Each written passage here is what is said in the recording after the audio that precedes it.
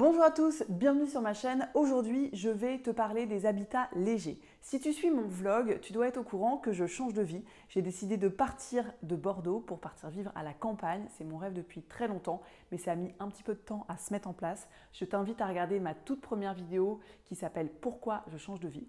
Et là, on commence à avoir bien avancé et on va bientôt déménager sur le terrain. Et donc, j'avais envie de t'expliquer un petit peu le process, comment on avait réfléchi pour vivre sur le terrain, puisque c'est un terrain où il n'y a rien du tout. Donc je t'explique tout ça, c'est parti. La première question qu'on s'est posée, c'est dans quoi on va vivre ou comment on va vivre le temps de construire la maison. Donc notre projet, c'est vraiment de construire une maison autonome sur ce terrain-là, a priori en bois, en terre, en paille, etc. Bon, tout ça, c'est en réflexion, mais en tout cas, c'est plutôt ça le projet. Sauf qu'on sait qu'on ne va pas pouvoir le faire demain et on sait aussi que d'après toutes les vidéos qu'on a regardées et puis quand on s'intéresse un peu à la permaculture, ce qui revient très souvent, c'est de se dire c'est bien de vivre sur le terrain pendant au moins un an pour voir comment ça se passe, comment les choses elles évoluent, d'où vient le vent, comment il pleut, où est-ce que ça gèle, où est-ce qu'il fait froid, où vient l'humidité, enfin voilà, est-ce qu'il y a des poches d'eau quelque part. Donc vraiment observer le milieu dans lequel on va vivre et ça laisse aussi, personnellement, même si je pense profondément qu'on ne va pas déménager, mais ça laisse aussi une porte de sortie en se disant si jamais je me lance dans des travaux et que je me rends compte qu'en fait je ne suis pas du tout bien en Dordogne, que ça ne va pas, qu'on ne s'épanouit pas, on a une porte de sortie si jamais on est dans un habitat léger plutôt que si on est juste dans une maison, dans les travaux et que c'est un bazar. Donc c'est aussi un truc qui peut être intéressant dans la réflexion. Bon, nous c'était surtout pour voir comment le terrain il évoluait. Donc il y a plusieurs habitats légers qui existent. Sur ce terrain qu'on a, il va être viabilisé dans les prochains mois, mais pour l'instant il n'est pas viabilisé, c'est-à-dire que pour l'instant il n'y a ni l'eau ni l'électricité qui arrivent sur ce terrain. Et donc là, on déménage dans quelques semaines. Il faut bien trouver une solution pour vivre quelque part, au moins le temps d'installer quelque chose sur le terrain. Vous voyez, ça a été une prise de tête pendant plusieurs mois, enfin une réflexion intense plutôt qu'une prise de tête. Et on s'est dit, ok, dans quoi on va vivre? Alors dans les habitats légers, on en discerne 4 différents. Il y a la tiny house, il y a la yourte, le mobil-home et la caravane. Donc ça, c'est pour moi les 4 principaux habitats légers qu'on peut mettre sur un terrain pour habiter dedans le temps d'une construction. Alors, ce qu'il faut savoir, c'est que les habitats légers sont considérés comme non habitables à l'année. On n'a pas le droit officiellement dans les lois de vivre à l'année dans un habitat léger. Je ne pourrais pas donner toutes les raisons. En tout cas, une des raisons que je connais, c'est que c'est des habitats qui sont non taxables. Il n'y a pas d'impôt, on ne paye pas de taxes dessus. Donc, il n'y a pas vraiment de lois qui ont été faites là-dessus. Et c'est un peu un micmac, voilà, quand on s'intéresse à ça et quand on voit toutes les personnes qui vivent dans des habitats légers, il faut un petit peu se débrouiller avec ce qu'on a. Donc, je pense que ça va vraiment évoluer, que les choses vont bouger. Pour le moment, ce n'est pas le cas. Donc, officiellement, on ne peut pas vivre à l'année dedans. Ça, c'est une première chose. Ensuite, quand vous mettez un habitat léger sur votre terrain, ce qui est important vraiment, je pense personnellement, c'est de voir comment ça se passe avec les voisins et avec la commune. Selon la commune dans laquelle vous allez emménager et selon le type de voisins que vous allez avoir, même si bien sûr les voisins ça déménage, hein, donc ils peuvent ne pas rester là tout le temps, le plus important c'est de voir avec eux qu'est-ce qu'ils pensent, comment ils se positionnent par rapport à ça, est-ce que vous sentez qu'ils sont ouverts ou pas.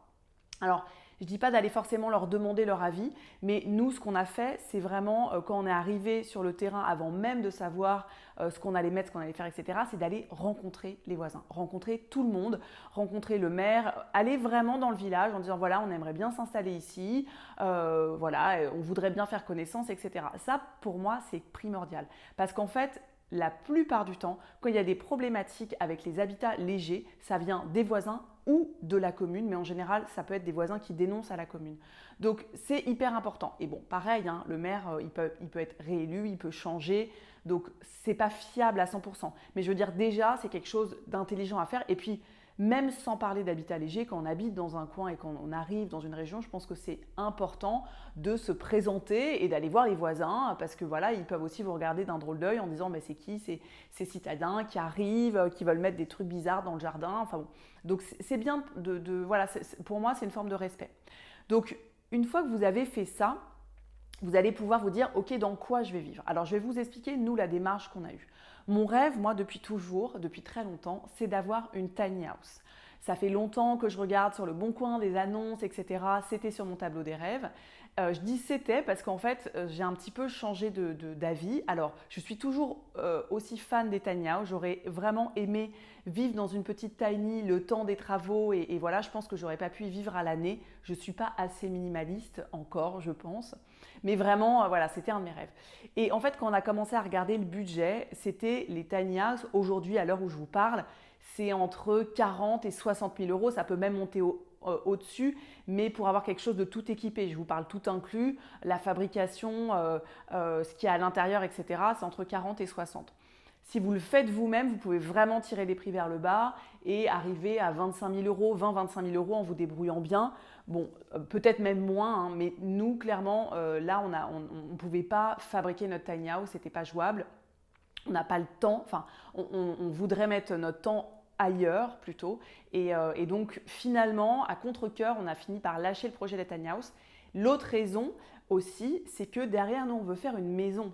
Donc, au niveau du budget, on s'est dit, voilà, d'investir, allez, on va prendre une fourchette de 50 000 euros, investir 50 000 euros dans une maison dans laquelle on va rester que quelques années pour après fabriquer notre autre maison, et ce budget-là, on en a besoin pour notre maison. Bon, voilà, c'était pas jouable. Donc, à contre-cœur, j'ai un peu lâché ce truc-là, enfin à contre-cœur. En y réfléchissant bien, c'était pas adapté à notre projet. Après, si vous avez un terrain et que vous voulez vivre dans une tiny à l'année, bon, 60 000 euros d'investissement en soi, c'est quand même vraiment pas grand-chose. Ça peut être génial. Après, il faut voir au niveau des lois et voir comment ça se passe, bien sûr, avec les voisins et la mairie. Donc, la tiny house, ça a été mis de côté. Juste pour faire un petit point sur la tiny house, le principe d'une tiny house, c'est vraiment donc des petites maisons. C'est arrivé aux États-Unis il y a plusieurs années et c'est devenu une énorme tendance. Et le but, c'est vraiment de rétrécir ses besoins au maximum. En général, c'est des petites maisons en bois.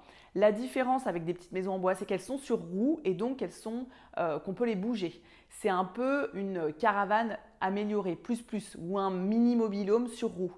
Le principe des tiny, c'est vraiment pouvoir se déplacer avec et d'être nomade. Maintenant, c'est vrai qu'en France, il y a de plus en plus de personnes qui vivent dans des tiny qui ne sont pas nomades, bien sûr, mais à la base, c'était vraiment ça. Et donc à l'intérieur, il y a tout le confort. Moi, j'ai été plusieurs fois dans des tiny. C'est vraiment super. En général, il y a une mezzanine donc pour le lit. Des fois, il y a 2 mezzanines. On peut y vivre à 4, même 5. On peut faire une petite terrasse tout autour. Il y a des cuisines du coup intégrées, toilettes sèches, douches. Vraiment, c'est une mini maison. Mais c'est sûr qu'il faut avoir peu d'objets et il faut être bien organisé. Le deuxième habitat léger dont je voudrais vous parler, c'est la yourte. Alors la yourte, c'est quelque chose de complètement différent. La yourte, c'est donc un habitat traditionnel mongol. C'est une espèce de tente ronde, quand même assez grande. Et en Mongolie, ils vivent tous dans des yourtes, puisque en fait, ils sont nomades. Enfin, ils le sont de moins en moins, mais bon, en tout cas, à l'époque, ils l'étaient plus. Et puis bon, ils continuent quand même à bouger. L'idée, c'est de pouvoir monter et démonter cette tente rapidement et en même temps d'être bien à l'intérieur, d'avoir chaud et d'avoir quand même son petit cocon. Et de pouvoir après la transporter en fait avec les yaks, avec les chevaux et de pouvoir se déplacer. Donc la yourte, c'est un habitat qui est très particulier parce que déjà c'est rond. Donc c'est une énergie qui est complètement différente de l'énergie qu'on peut retrouver dans une maison, dans un mobil-home ou dans quelque chose de carré. Et il y a quelque chose qui se passe dans les mobil-homes vraiment, dans les yourtes pardon, qui est vraiment magique. Il y a quelque chose qui se passe de fou. Donc les yourtes, il y en a principalement, on va dire, deux grandes familles. Il y a les yourtes mongoles et les yourtes modernes. Dans les yourtes mongoles, c'est vraiment des yourtes qui ne sont pas très grandes, qui ont des portes en bois, donc pas vitrées, qui ont quand même le tonneau, ce qu'on appelle le tonneau au-dessus, pour avoir la lumière qui rentre et pour faire passer le poêle à bois, mais il n'y a pas de fenêtre à l'intérieur. Sur les yourtes modernes, et il n'y a pas de plancher non plus, on est à même le sol. Sur les yourtes modernes, il y a un plancher qui est surélevé du sol, il y a des fenêtres sur les côtés, enfin on peut ajouter autant de fenêtres qu'on veut, il y a le confort, plus ou moins, ça dépend ce qu'on veut, mais il peut y avoir aussi les douches et les toilettes à l'intérieur, la cuisine, etc. Dans les yourtes mongoles, en général, les toilettes sont plutôt à l'extérieur, et il y a aussi par contre un tonneau. Donc bon, c'est inspiré des yourtes mongoles, mais ça reste quelque chose de plus moderne et peut-être de plus français, je ne sais pas pour le reste de l'Europe, mais en tout cas peut-être plus adapté aux Français. La yourte, le problème de la yourte, c'est l'inertie. C'est-à-dire que dans une yourte, contrairement à une tiny house qui est très très bien isolée, dans une yourte, il y a des pertes de chaleur. Donc une yourte, c'est un plancher en bois, des treillis en bois pour les murs, une épaisseur de laine de mouton et une bâche pour couvrir et pour imperméabiliser, enfin pour protéger de la pluie. Donc et puis à l'intérieur, il y a un poêle à bois. Donc dans la yourte, ça chauffe très vite.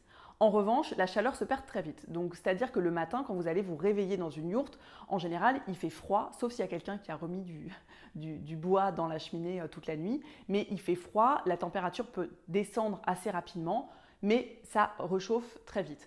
Donc, quand on réfléchit à la yourte, pour mettre une yourte sur un terrain, il faut bien se poser la question, est-ce que ça va m'arriver de partir toute la journée pour le travail? Est-ce que je travaille à la maison ou pas? Parce que c'est une des raisons pour lesquelles souvent les gens ne choisissent pas la yourte. Parce qu'en hiver, quand tu travailles toute la journée, tu pars à 7 h, tu reviens à 19 h. À 19 h, tu arrives, il fait 5 degrés dans ta yourte. Il faut 1 heure pour la chauffer. C'est OK, je veux dire, il y a des gens, ils arrivent très bien à le faire et il y a des gens qui se contentent de ça, c'est super. Mais il faut juste le savoir et que ça, voilà, quand tu rentres, il fait froid chez toi et ça peut être un peu plus compliqué du coup, voilà. Moi, je sais que personnellement, c'est quelque chose qui me gênerait parce que moi, j'aime bien avoir chaud. Autant le matin, ça va, autant le soir, quand je rentre dans ma maison et qu'il fait froid, si c'est ça tout le temps, c'est quelque chose que j'aime pas trop. Alors après, si jamais vous vivez dans votre yourte et en fait, vous êtes souvent à la maison, vous faites du télétravail et vous savez que vous allez être là régulièrement, honnêtement, ça vaut le coup parce que vous allez pouvoir alimenter le feu régulièrement. Après, il y a aussi des poêles qui s'appellent des poêlitos qui font un peu poêle de masse, donc il y a moins ce problème de perte de chaleur. Je vous en parlerai dans d'autres vidéos de toute façon. Mais en tout cas, voilà les avantages et les inconvénients de la yourte. Bon, la yourte, ce qui est cool aussi, c'est que ça se démonte quand même si ça prend un petit peu plus de temps que de déplacer une tiny house. Et juste une dernière chose sur les yourtes, ce qui nous est remonté souvent comme information, parce qu'on a rencontré pas mal de personnes qui vivaient dans des yourtes, c'est qu'en été, il fait très chaud.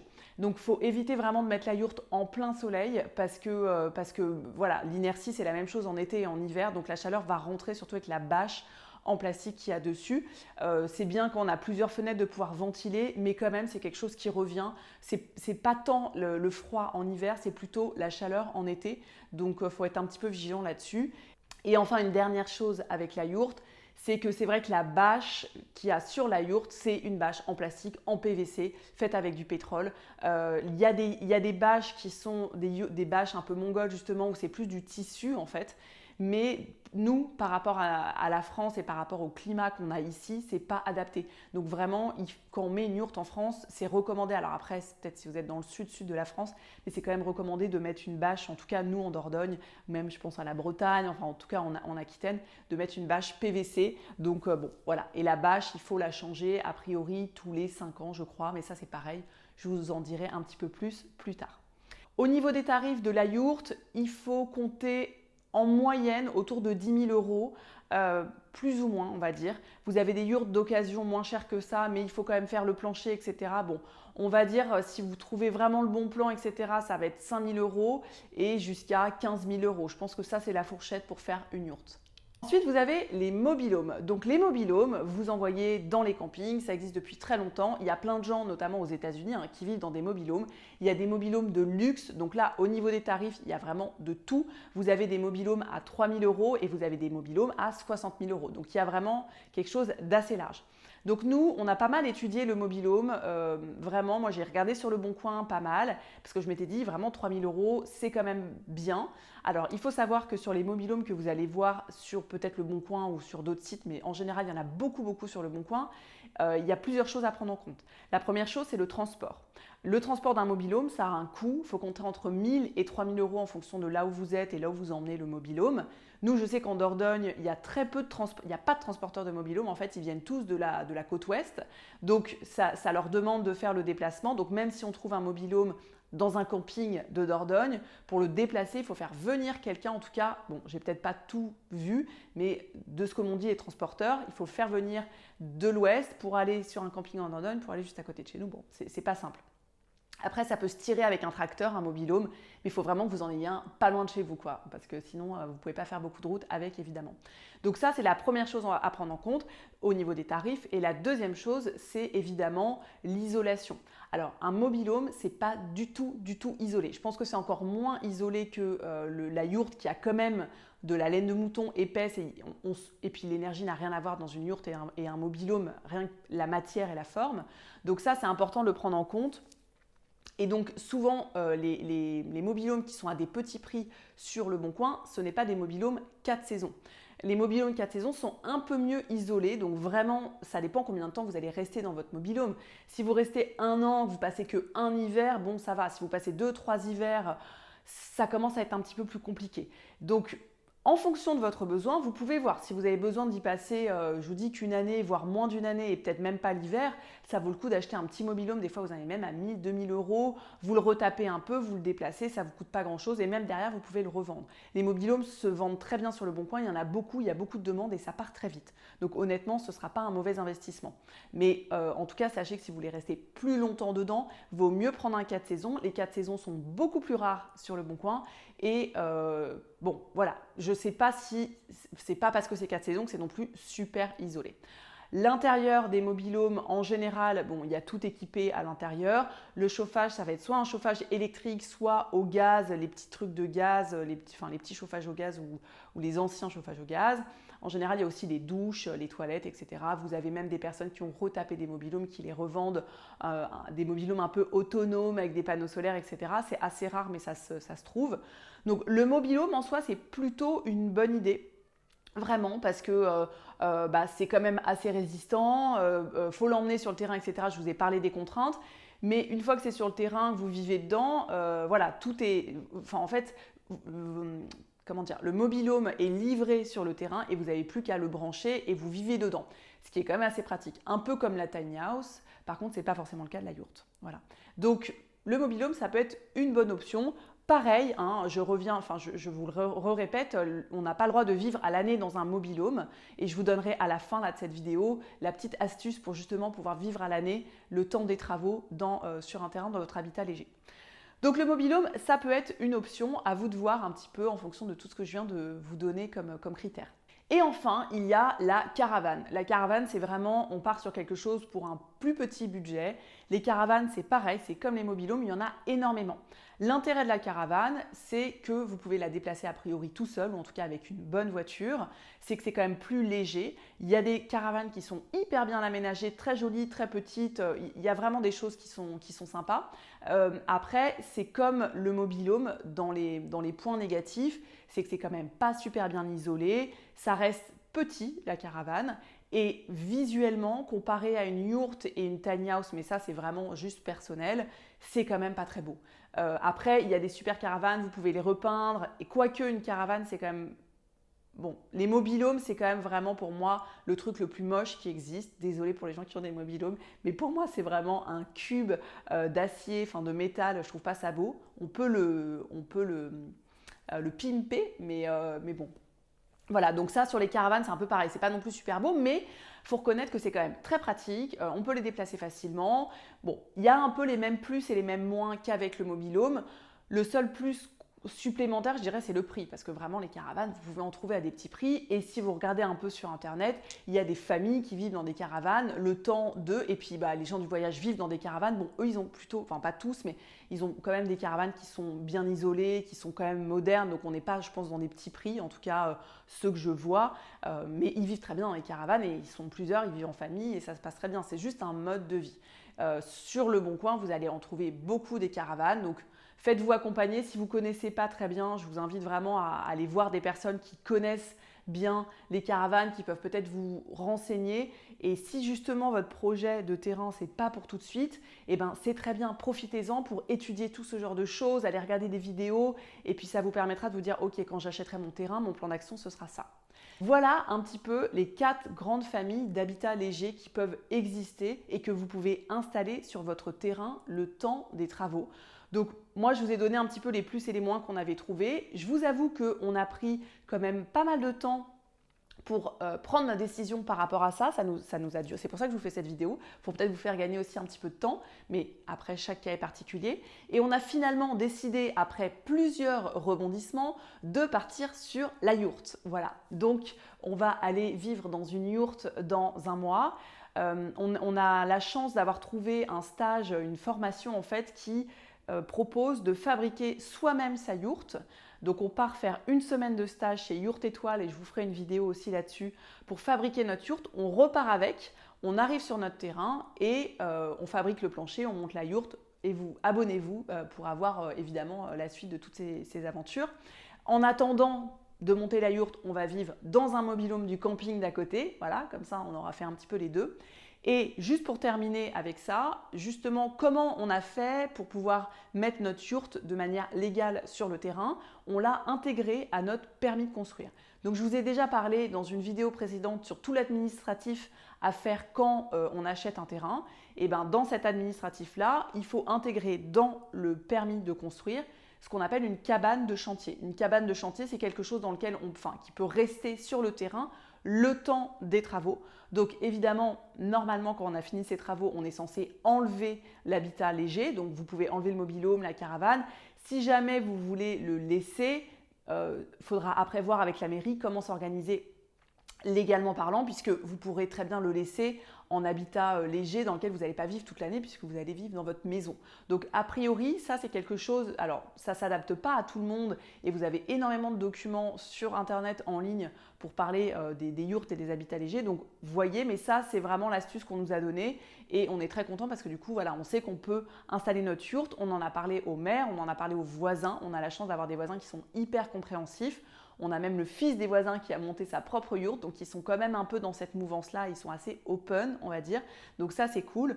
Donc on a choisi la yourte et ça va être une nouvelle aventure. C'est une longue vidéo, mais j'avais vraiment envie de vous partager ça parce que ça a été des longues réflexions pour nous. J'espère que ça vous a plu.